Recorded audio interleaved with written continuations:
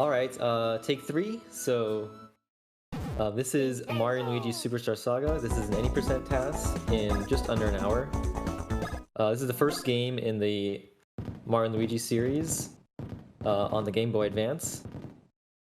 And I'm Migu. So, to talk a little bit about the history of this run.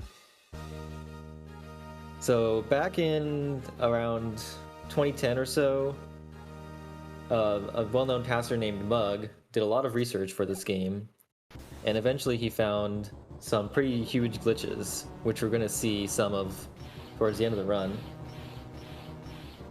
And in 2012, he finished a TAS in 1 hour 12 minutes, and that was very fast. For some reference, the glitchless record is around 3.5 hours. So beating the game in 1 hour and 12 minutes is cutting a lot of the game out.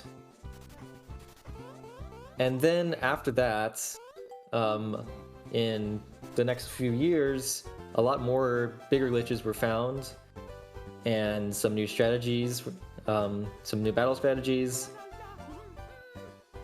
But the game became a lot harder to route with the new glitches, and Mug struggled to actually work on a new updated TAS.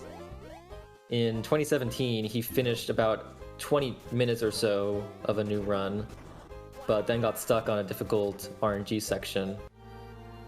So by 2020, it was 8 years since this outdated TAS was the fastest one. And finally, a guy named Potato came along and said that he wanted to actually make an updated TAS for this game. This is like February 2020. And so he put a lot of work into redoing the beginning, finding some new time saves, and also getting past where Mug couldn't. And eventually he asked me and Snodeca to help out with some harder parts. And so we did. And so we managed to finish this by February 2021. So this TAS actually only took a year to really complete, but it was the result of pretty much a whole decade of a lot of research. And I just want to say that Mug has also done a lot of work for this game. He found most of the important glitches, and he also made a really great Lua script that was necessary for TASing. You can do so much with it.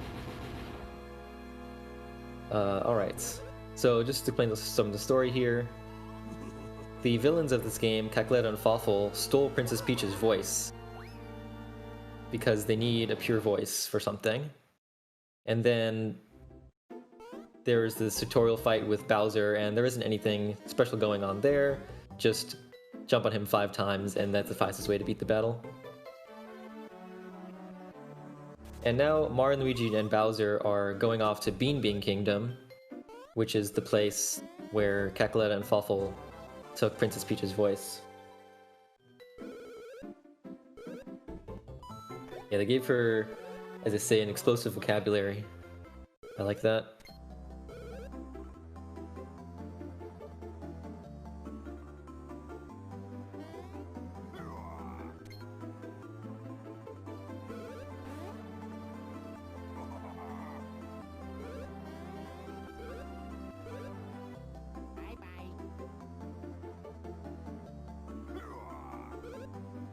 So this run is mostly glitchless for the first 45 minutes or so.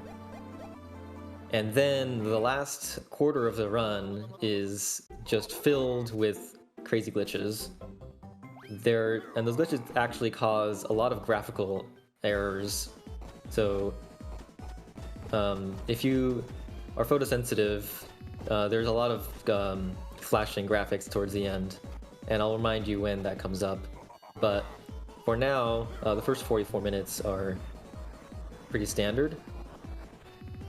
The beginning is a lot of intro, a lot of tutorials, so it's kind of slow. It'll definitely pick up around 15 to 20 minutes in. But even though Luigi didn't want to go up on the airship, he was brought in.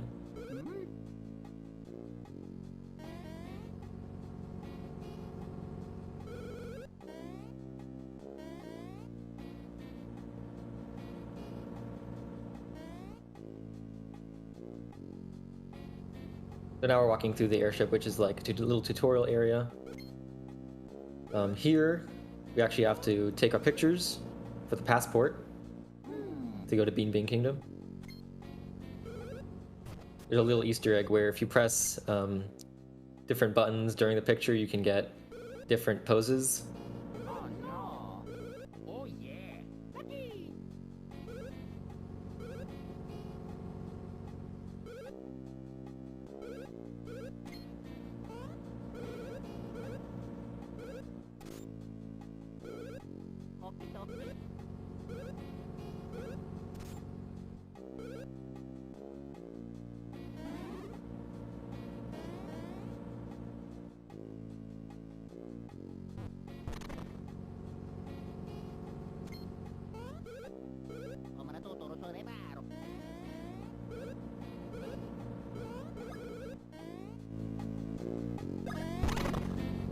Don't forget that this event benefits NAMI, the National Alliance on Mental Illness. NAMI is driven by their core values of hope, inclusion, empowerment, compassion, and fairness. They believe in the possibility of recovery, wellness, and the potential in all of us. Embracing diverse backgrounds, cultures, and perspectives, they promote confidence, self-efficacy, and service to their mission. They fight for equity and justice. You can learn more about NAMI at nami.org. That's NAMI.org. You can also donate to NAMI at donate.tasgiving.org. Alright, so there was the first tutorial battle. Nothing really special going on there besides hitting all of the counterattacks on the first possible frame. Something that makes this series unique is that you have the ability to dodge pretty much every attack. So you can actually do a battle without taking any damage, which is pretty important because we're going to be skipping so much of the game and we're not going to be fighting the final boss at a level that you would normally at all. So we'll be very underleveled, so it's really important that we have the ability to dodge attacks, or else Mario and Luigi would die. So, this is the first level up. Whenever you level up, you have a choice of another stat to increase a little bit more. So for the start, we're going to always increase power, and on that roll, you can get a 1, 2, or 3, and for a real time, it's pretty much random what you're going to get, but a task can consistently get whatever the highest value.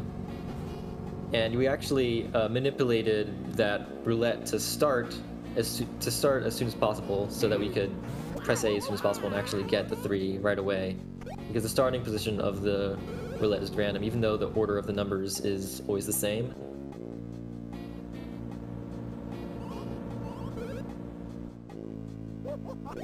But the way RNG works is that it really only advances during a battle when something happens. So it's not like it's advancing every frame. So if there's a particular set of things you're going to do in a battle, you don't have that many choices of how to change the RNG outcomes. What you can do is actually start the battle on a particular frame, because RNG is seeded at the start of the battle based on the frame count. So by delaying by different amounts of frames, you can get different RNG at the start of the battle. So right there, what was done was delaying the battle on a particular frame. Okay, so for this next battle against Fawful, the first phase has 18 HP, and the second phase is going to have 12. Again, we just are going to jump, doing 2 damage every time. His attacks where, when Fawful attacks Mario, the animation is actually slightly faster, so RNG is manipulated to get those attacks more often than not. But again, there isn't much you can do during battles to manipulate RNG, so it was really just choosing a seed at the beginning in order to get the most attacks that targeted Mario.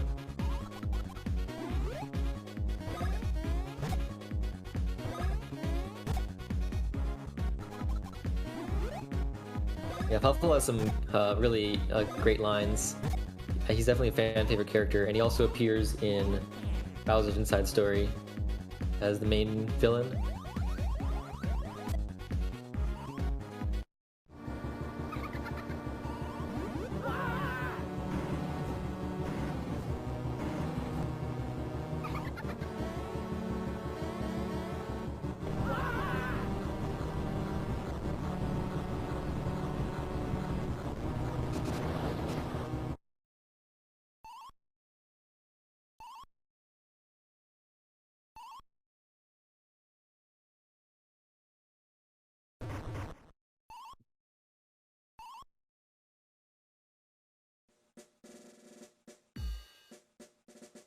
Now instead of landing safely, Mario and Luigi crash landed into Bean Bean Borderland, which is part of Stardust Fields, which is the first area of the game.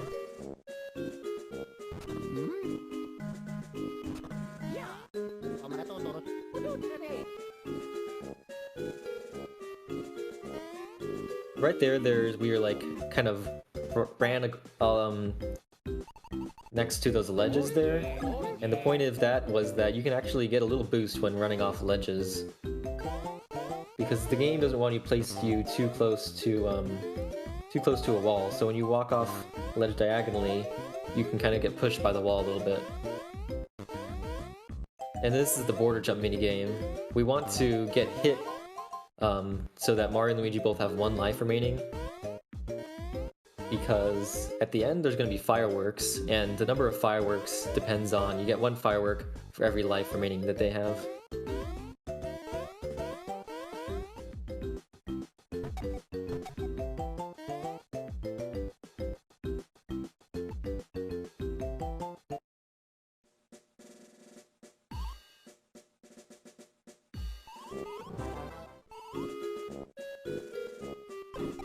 This pipe here is a warp pipe. We're going to use it to travel back to at the very end of the game. So you notice that we're getting a bunch of mushrooms in these blocks.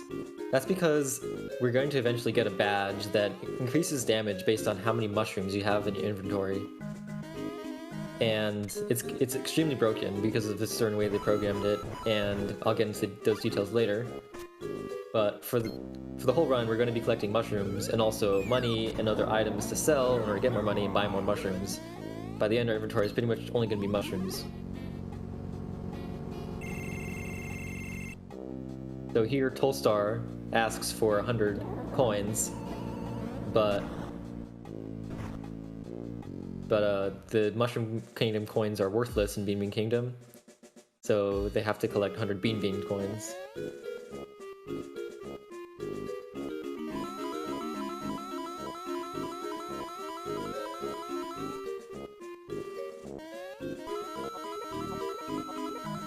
Right there, we're doing some instant switching, where if you have Mario and Luigi on the same exact pixel, you can switch between them in 0 frames. Normally, when you switch Mario and Luigi, you switch who's in front. Normally, it takes 8 frames to switch between them. There's 8 frames where they're walking between their respective locations. So here, the Star Shade Bros are going to teach Mario and Luigi spin jump and high jump, which are the first extra action commands that we get access to.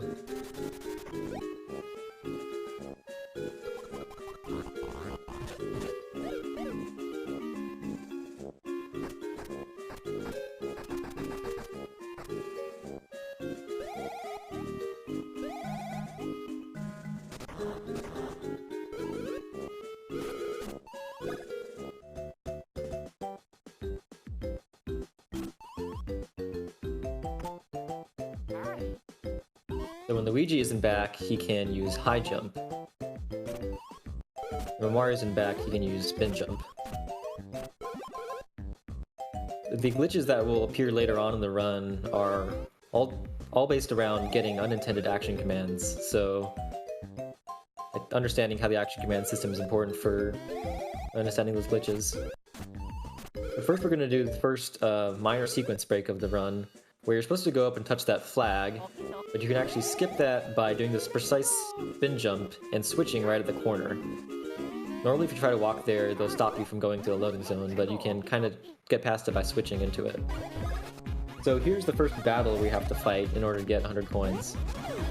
So we have access to Bros moves in battle now. We're using Splash Bros, is Mario's Bros move that he just unlocked.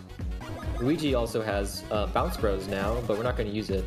So we need to unlock the advanced version of Splash Bros later on.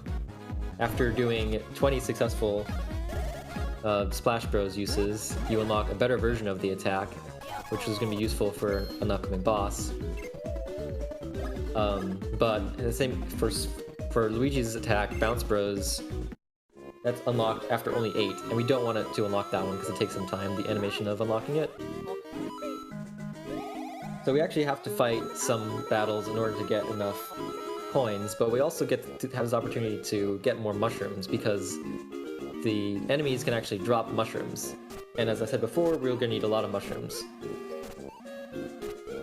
So manipulating 3 mushrooms is pretty difficult because it's about a 1 in 400 chance of getting 3 mushrooms after this battle.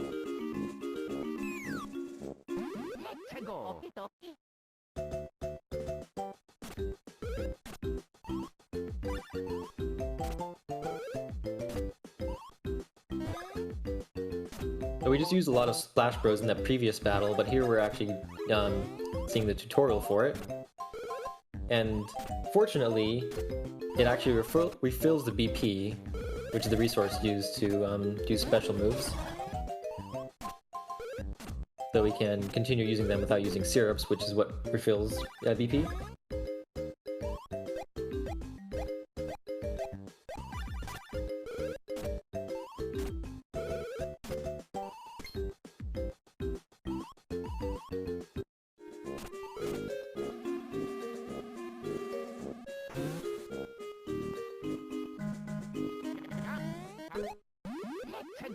Okay, the next battle, so we're manipulating RNG, but this time we didn't have to wait at all to get a good RNG seed for the battle. There we got a lucky hit, so whenever you do a jump attack, only for normal attacks, there's a chance you'll get a lucky hit, and it does double damage, so that's really nice.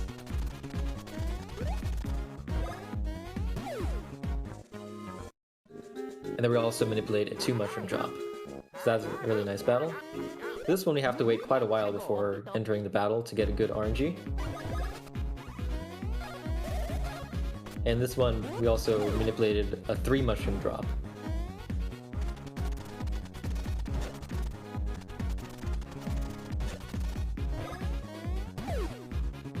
And also taking damage also manipulates RNG.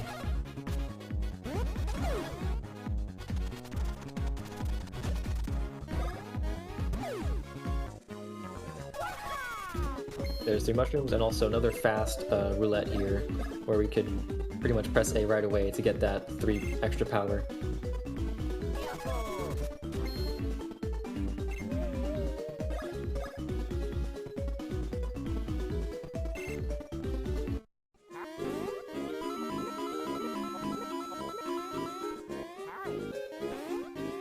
So that's the last battle we're going to fight before the boss, Tolstar.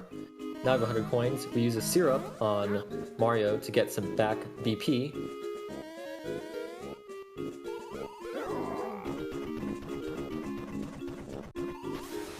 And now we can actually fight Tolstar. So this battle has, again, some pretty heavy RNG manip. There's a very common event in this battle where Tolstar will do a different attack which has a longer text box, and that wastes a little bit of time. But you can actually manipulate Tolstar to never do that attack. So this is a very specific RNG seed that we got for this battle. But otherwise, just using Splash Bros and Luigi's jump, and then refilling BP when necessary, is the strategy for this battle.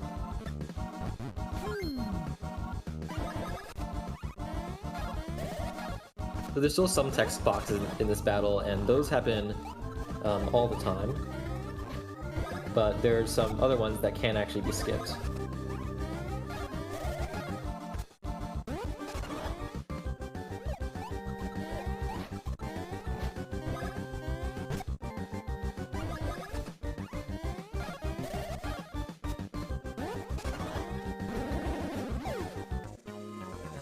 And there's that boss.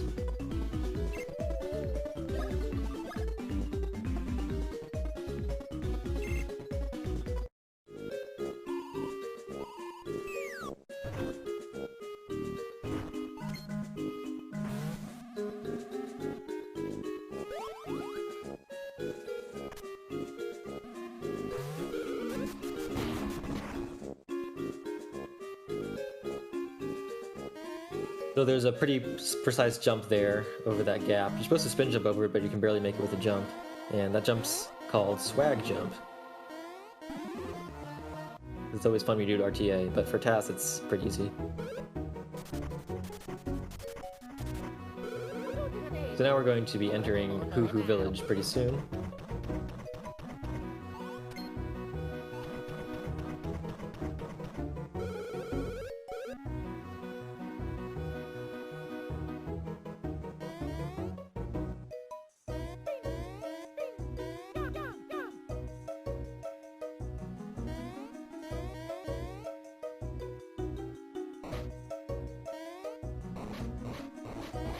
Kind of jumping into these NPCs like that, and by jumping into NPCs you actually get a little boost, similar to lead boosting. So those will usually save like 1 frame, I think.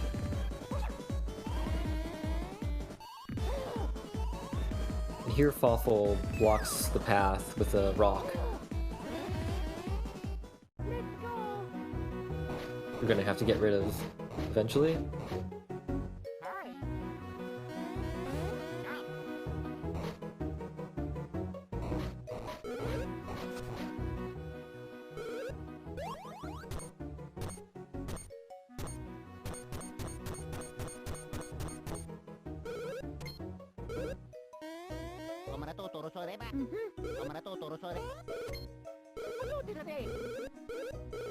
So here Mario and Luigi asks for a hammer, and they need to get a special rock that's on the top of Hoo Hoo Mountain. And now those guards blocking the bridge are gone, so we can go up to the next area of Hoo Hoo Mountain.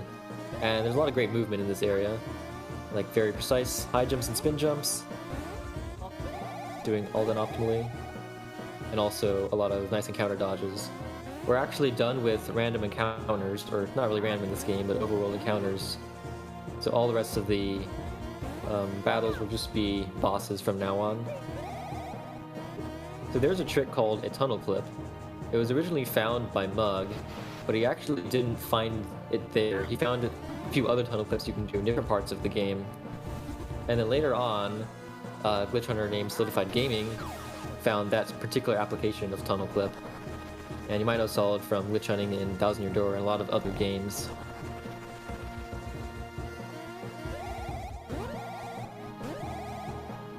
That clip really only saved We have about a $1 donation from Taters again. It is amazing how beautiful this... It is amazing how beautiful this game is all these years later, even upscaled to the size of some of the screens we have today. Thanks for showing this, Migu. If you want to donate to the National Alliance on Mental Illness, you can donate at donate.tasgiving.org, and you can find out about the National Alliance for Mental Illness at NAMI.org. That's NAMI.org. Thanks. So we just saw a pretty crazy minigame before this boss. The orb can spawn in 4 locations every time, and it's faster for it to spawn right on the platform, like right next to the platform where you are. So we manipulated RNG to get 8 of the orb to spawn 8 times right next to where you are, and the last 2 times, unfortunately, we had to spin jump to get it. This is the point, actually, where Mug stopped his work in progress from a few years ago, because he was trying to get all 10, but that's really hard to manipulate. So in this case, Potato settled for 8 out of 10.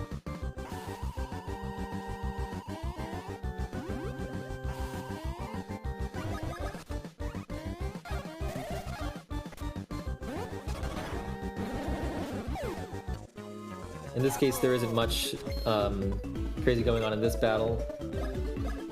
Again, we're getting a 2 on power now. So the more you invest in a particular stat in the level ups, the rewards will start to go down. So in this case, now we're only going to get 2 power every time.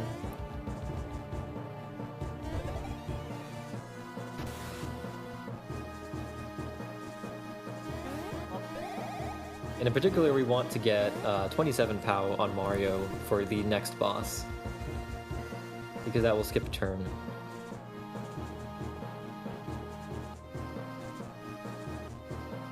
So here we barely avoid dry bones. it's your movement options are much limited when when Mario is filled with water, because you can't jump and your speed is halved, I think. And now created this tornado so we can proceed to the next area. I think we're doing stair jumps. Normally when you walk upstairs, your speed is halved for like normal 45-degree inclines. But if you face a different direction, like not up the stairs, and then jump, and then go back up the stairs, you'll actually jump with normal speed. So what he's doing there is jump for one frame facing the other direction, and then face upstairs, and that'll allow us to go up the stairs with normal walking speed. Kind of looks like he's just jumping, but he is facing a different direction for one frame each of those jumps. Now we're top of Hoo-Hoo Mountain, and this rock is falling down into the house so they can actually use it to make hammers.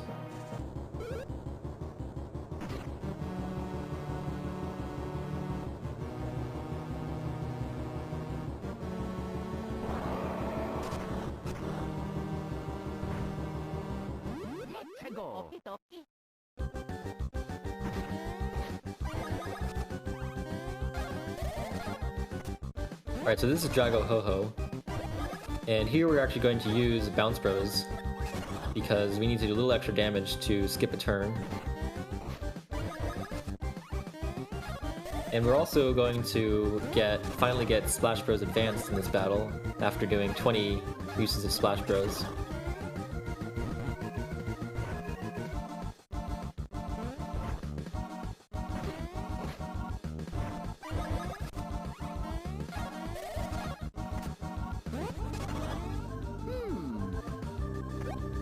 So there's the advanced command. Here's a little cutscene. So we want to avoid getting this for Bounce Bros because we don't actually need it. But we are going to use Splash Bros advanced on the next boss, and it's very important for that boss. And there was the last Bounce Bros, dwangoAC's dead, so we just barely got enough Bounce Bros uses in before the next boss.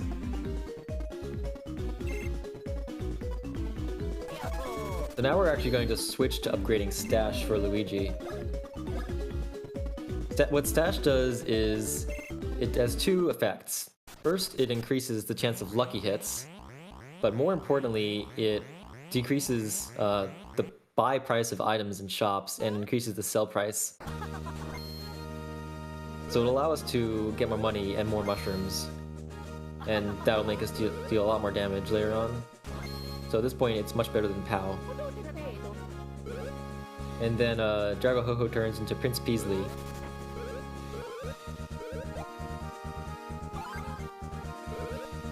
Gives Luigi this rose, which is supposed to indicate to the guards of the castle that they're allowed in.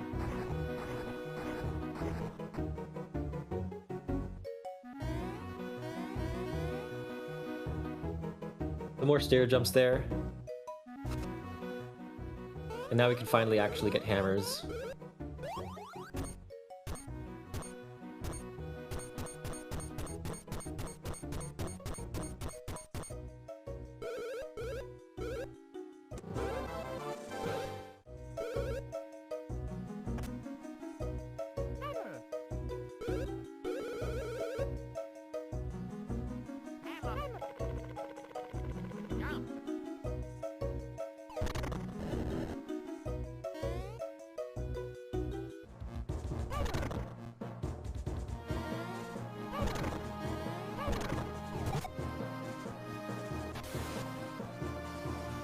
There's just a few rooms in this area where you are supposed to learn how to use hammers.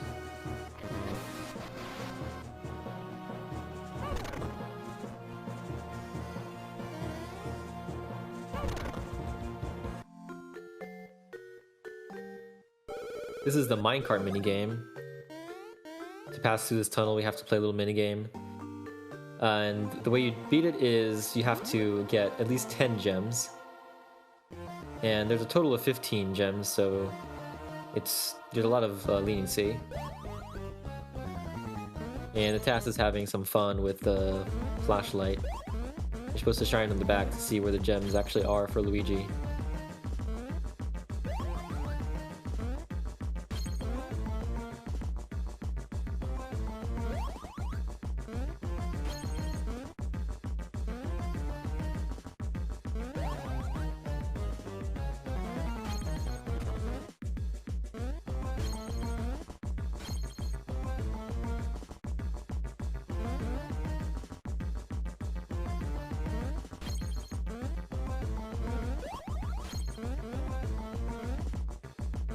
some sick jumps there in the background.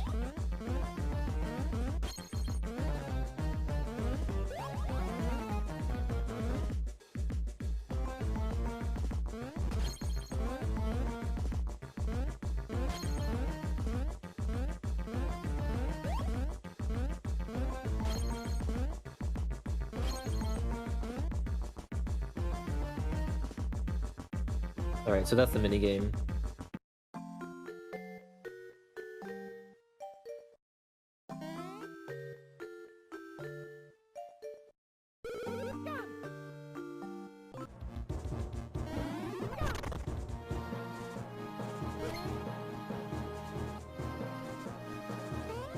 Here's another tutorial battle to where they teach you how to use hammers in battle.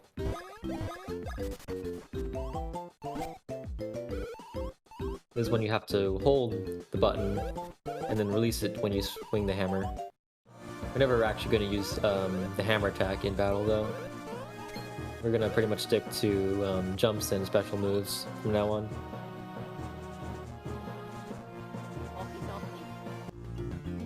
Alright, so now we're in Bean Bean Fields, the main area of the overworld. And we're making our way to Bean Bean Castle. There's a lot more ledge boosts in this area. Always jumping down the ledges to get a little boost.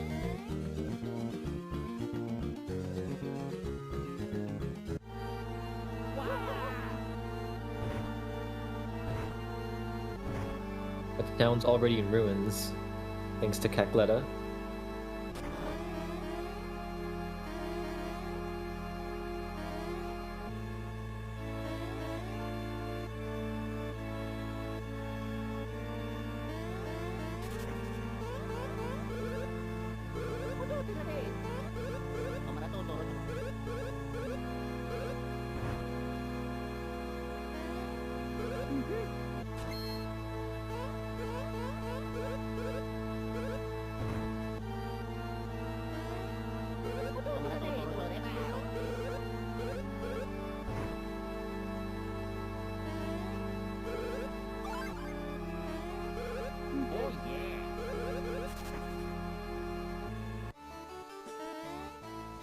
We finally got let in the castle.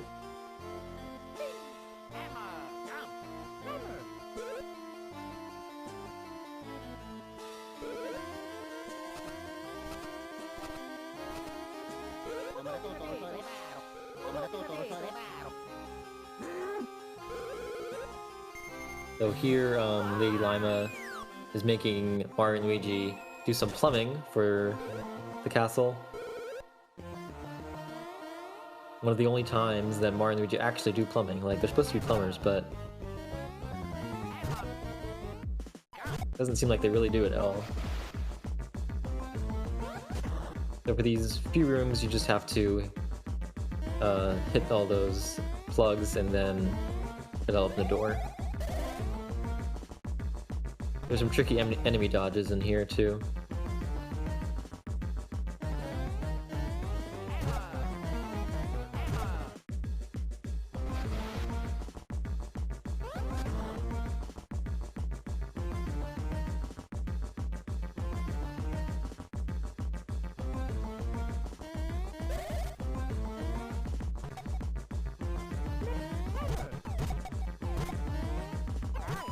So here is actually faster to hit the last plug from the right, so that decreases the camera scrolling time. It actually saves about a second to do it like that.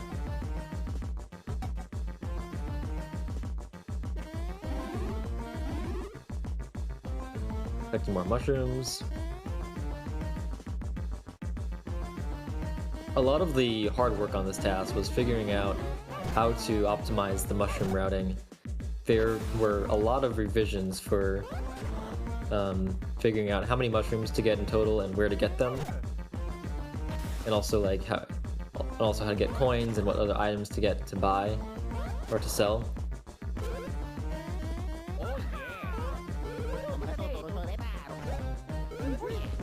So here's the real Lady Lima.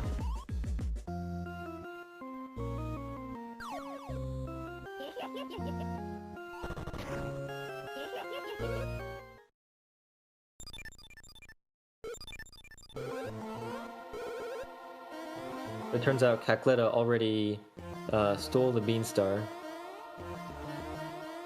which is the magical plot item in this game.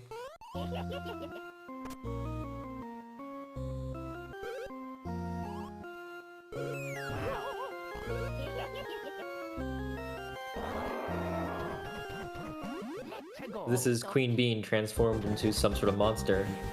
Normally in this battle you're supposed to kill both of her arms and then you can attack her head, because normally her head is a spiky enemy so you can't jump on it normally. But with Splash Bros Advanced, you can actually just jump on her head. You can jump on spiky enemies without getting hurt.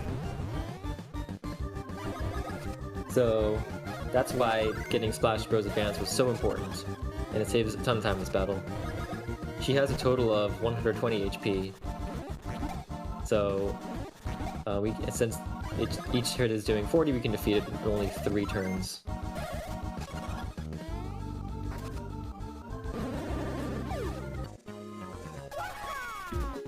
It's not so it's not 1-to-1 for damage count. There's basically a certain fraction of a damage count that's added for each mushroom. So it's around, I should know the exact numbers, but it's something like 0.2 damage per mushroom, I believe. Something around that. And then it rounds down the total, I believe.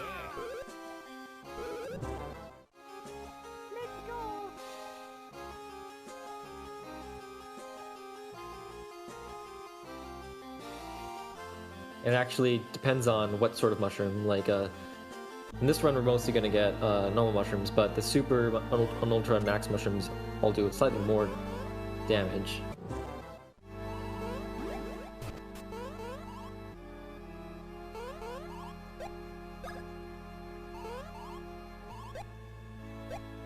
So here we're getting the Bean Badge. This badge increases power and BP a little bit. It's actually possible to skip this little cutscene where you get it by doing a similar trick to the jump course skip back from Stardust Fields. But it's actually faster to get it because of the badge is actually useful. Even though it takes like 40 seconds to go through that cutscene and get it.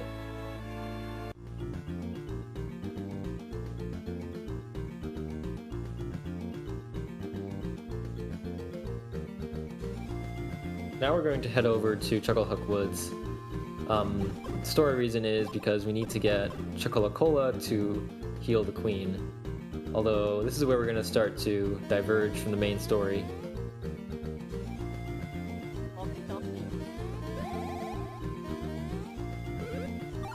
Using this brooch from the queen, we can enter the woods.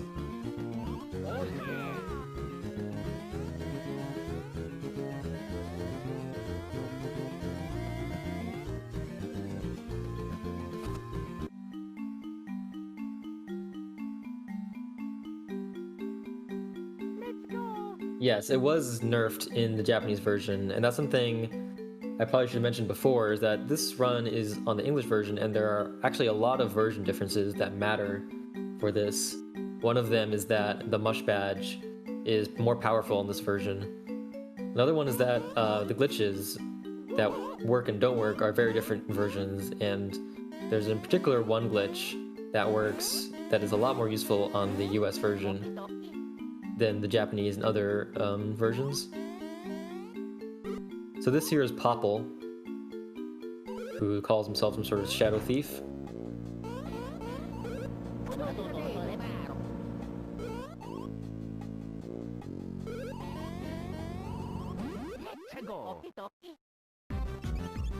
In this battle, once you defeat Rookie, Popple will run away.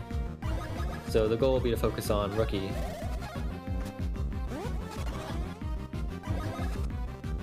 Now we're doing a lot more damage thanks to the Bean Badge. Well, actually, that's actually less damage than we were doing against Queen Bean, but it's higher defense now.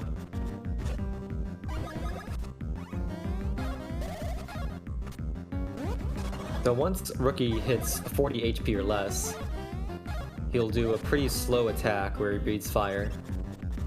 So we want to avoid that. So we actually just failed the Bounce Bros there to do a slightly less damage.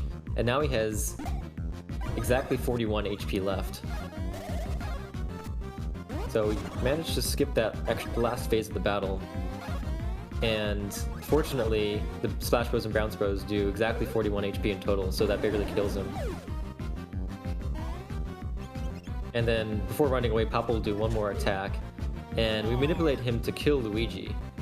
And this is actually pretty good because now Luigi won't level up, and we actually don't need any more stats on Luigi anymore.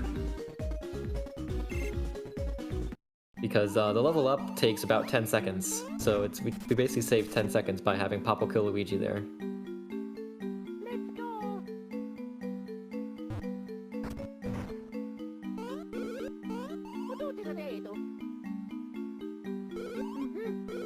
Now we're going to get more action commands, more abilities.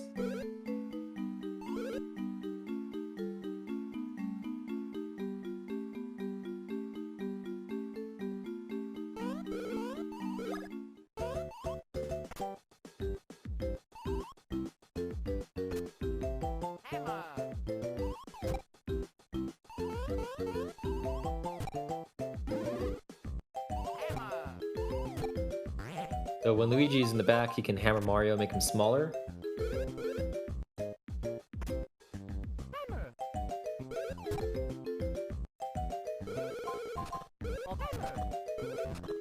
And when Mario's in the back, he can dunk Luigi underground. So in the game, every action command has a specific number. So, for instance, think about Mario's back commands. 0 is jump, 1 is spin jump, and 2 is dunking Luigi underground. Basically just hammer. For Luigi, in the back, 0 is jump, 1 is high jump, and 2 is also hammer, but it makes Mario small.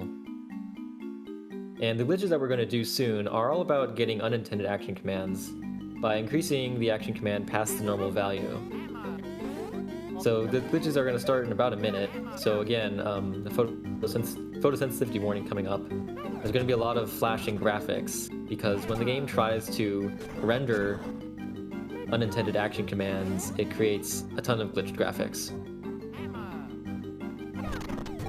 The first glitch we're going to do is barrel storage. Up in the upcoming room there's a barrel, and when breaking a barrel there's one frame where you can jump on it. And this causes a state where Luigi is kind of in a barrel and kind of not. And then this gives him a blank action command, and then by reading a sign you can also start to increment the action command past its normal value. So we first got spin jump on Luigi, and then we have a high jump on Mario, which is action command number 6. And then by using this high jump, we can get up here and then change the action command to number 32, which is a glitched hammer. So there was a lot going on there very fast. Yeah, double Luigi because we used the emerge command on Mario, and only Luigi is supposed to ever emerge, so it looks like it turns into Luigi. So the main goal of that was to get a glitched hammer on Mario in the back. You can't see it, but Mario in the back now has a glitched hammer, if we were to switch. And the point of this glitched hammer is that you can dunk Luigi and then change action commands to a high jump. And then the real fun begins when you high jump on Luigi when he's underground. This causes Mario to actually walk faster than Luigi and then eventually get up to his position. And then after that happens, Mario and Luigi both teleport to somewhere. So what you just saw was teleporting 5 times through a room to get through it faster, and also get past 2 rocks that were blocking the way. So here we got that glitched hammer on Mario in the back again. And we're gonna do that same glitch again to get past some rocks in this area. This is Tiki Valley, we're kind of entering it from the wrong side. So the way this teleporting works is it actually teleports to you based on something called the follow path. So the follow path is a list of the positions that the bro in front was most recently at. And it's basically responsible for having the bow and back follow the one in front. So right now, we just teleported past a boss and got into Funky Town early. So we are doing huge sequence breaks already. The reason that we want to get to Funky Town is to buy the Mush Badge, which I've been talking about. It's the overpowered badge that increases damage based on how many mushrooms you have. Here we just talked to this toad for RNG manip for later. And now we're going to sell everything and buy only mushrooms. But we are, of course, saving enough to buy the Mush Badge at the badge shop.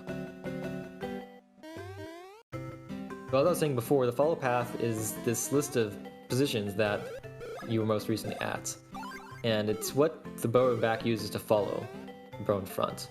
And what happens when you're doing hat teleporting, as this glitch is called, you get a state called glitched movement, where Mario is moving faster than Luigi and he eventually catches up to him. And at this point he tries to follow Luigi, but he ends up reading some incorrect value in the follow path. So what we're doing here is we actually have to set up the follow path in a particular way. We walk to a particular position to set up a value on the follow path, and then later on warp to that position from a different room, because the follow path isn't reset when you enter a loading zone. Like, some of the values on the follow path do stay there, so we can warp to them from a different place. There's actually a limit to how far you can teleport. You can only teleport basically about a screen length or so. So we have to do it multiple times to get through these rooms. So there we went past a rock that you need super hammers to get through. Another one that you need super hammers to get through.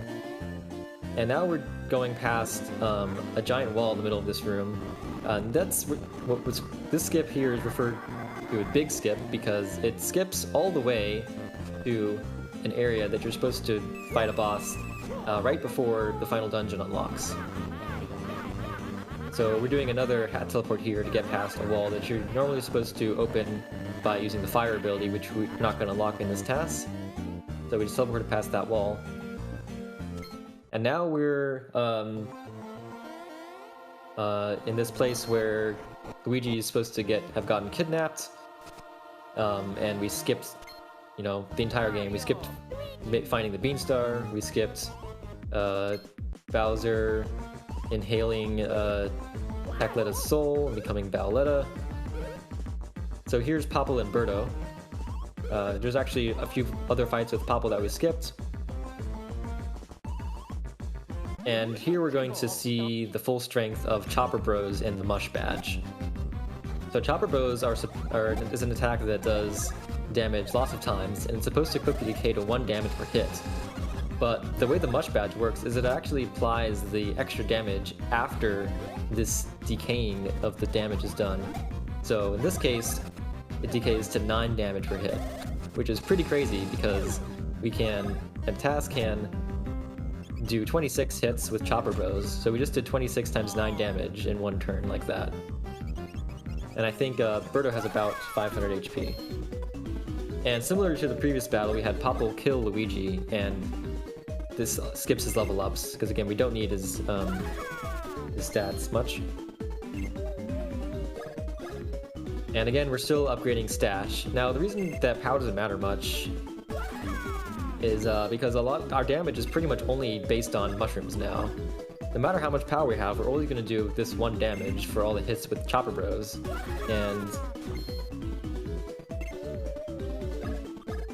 And then, so the only thing that really matters is how many mushrooms we have, because that's what's going to actually determine how much damage each thing does. The other thing is that attacks in this game is based on the damage attacks do is actually based on the power of the person who makes the connecting hit. So for instance, for Chopper Bros, the only power that matters is Mario's. So Luigi's power doesn't matter at all for Chopper Bros. That's why we started upgrading Luigi's Stash quite a while ago. His power really just stops mattering after quite a while. Okay, so there's another teleport here to get past that rock that was blocking the entrance to Dihi. We just have to teleport in the opposite direction. In this case, we're just going to do 1 teleport. And Now, setting up teleports actually takes quite a while. It takes about 6 or 7 seconds to change action commands. So it's only useful in places where there's actually some obstacle we have to get around.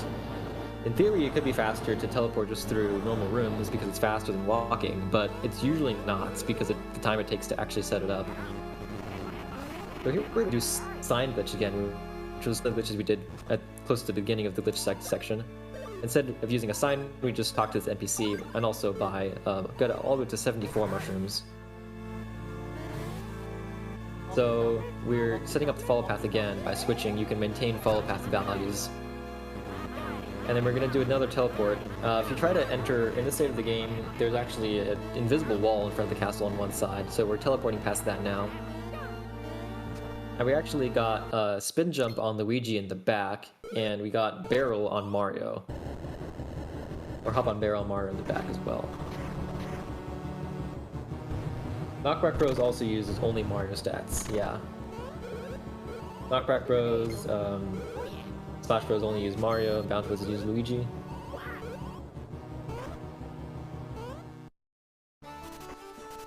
So, that was the final teleport of the run. There's still a few more glitches, but we're on our way now to the final dungeon because by defeating Popple and Birdo, that's pretty much what like sets the final dungeon to be open. Doesn't matter what you've actually done in the game. So we're back at Starless Fields because the way to get to the final dungeon is to use that bird that we met on Huku Mountain to fly up to Bowser's Castle, which is in the sky. We get to do swag jump again.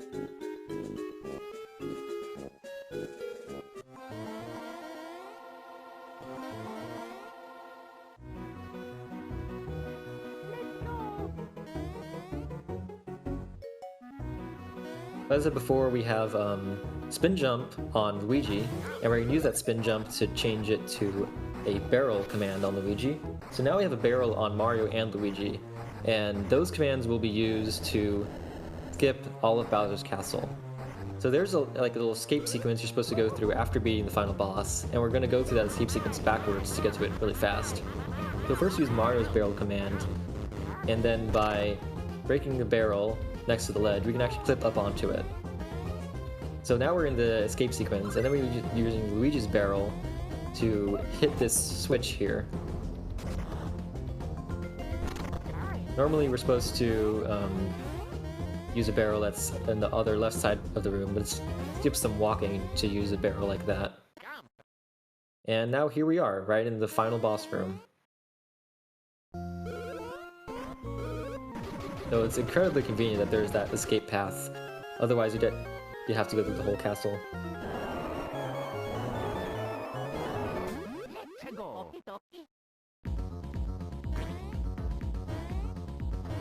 Okay, so here's Bowletta, which is basically Bowser with Kekletta's soul inside. Again, we're using Chopper Bros to deal all of the damage.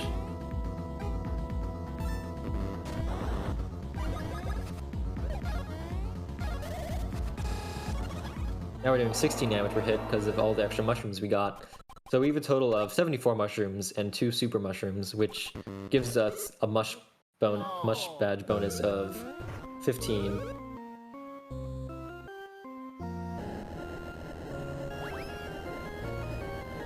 So that's the first phase of the final boss. Second phase is the real deal.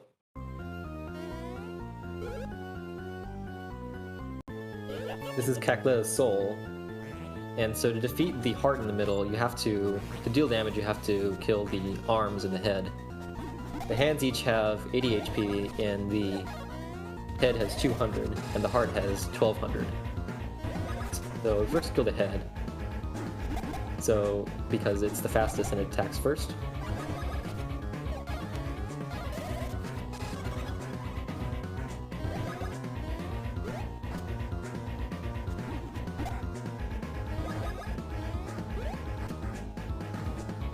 And then we can deal with the rest of her body parts.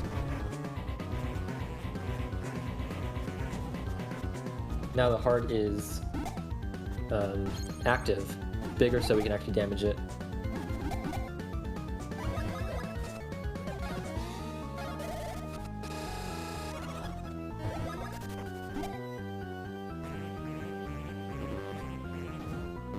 So after you reveal the heart, the game starts to do many health checks to determine in between what threshold the heart's HP is. And every 300 HP dealt, she gets a new attack and her hands generally get stronger. And here we're actually going to try to skip the 4th phase by going directly from around 400 HP to 0, which is good because we are doing about 400 HP with every use of Chopper Bros. So we're trying to defeat her with only 3 uses of Chopper Bros. So we only did 2, and she has around 400 HP left. Unfortunately, we can't do the whole fight in only one cycle. She is going to make her heart smaller once because the heart's only active for 2 turns.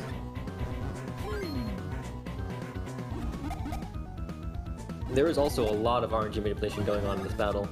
You may have noticed before Bowletta we waited a long time on that text box to get a better RNG seed, but also, like for example, we saw Luigi do a hammer right there.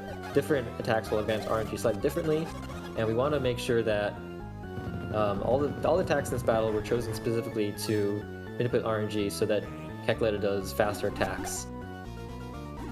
Because she has quite a wide arsenal of attacks, and there's a lot of difference in how long they are. But anyway, this is the final Chopper Bros, and just like that, we've skipped the last phase of her HP where it's below 300, and she's dead.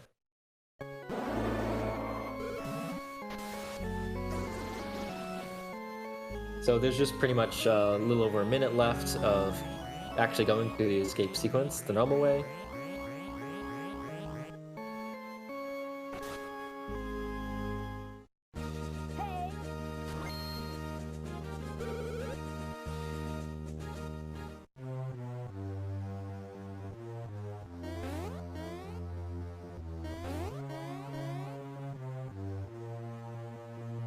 But here's where you're supposed to actually hit that button using a barrel, but we already did that, so we just go through the room pretty fast.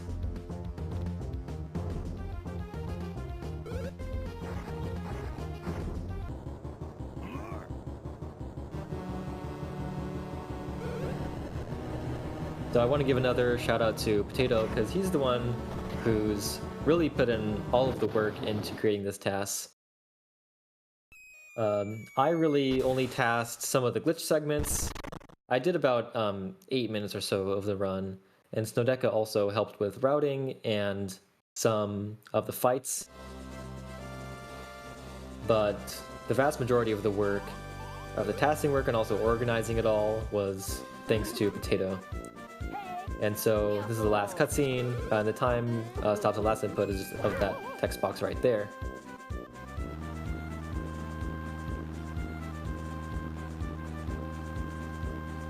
So, I think we should watch the credits because I love them. But we can also move on to the next one now. All right, Migu, I want to thank you for a great run as always. You know, we're looking forward to whatever you bring next year, which may be more Mario and Luigi or potentially not Mario and Luigi. Well, you never know. It's either one or the other in this world. We have a $25 donation from Barry B. Benson. According to all known laws of aviation, there is no way a bee should be able to fly. Its wings are too small to get its fat little body off the ground. The bee, of course, flies anyways, because bees don't care what humans think is impossible. Yellow Black.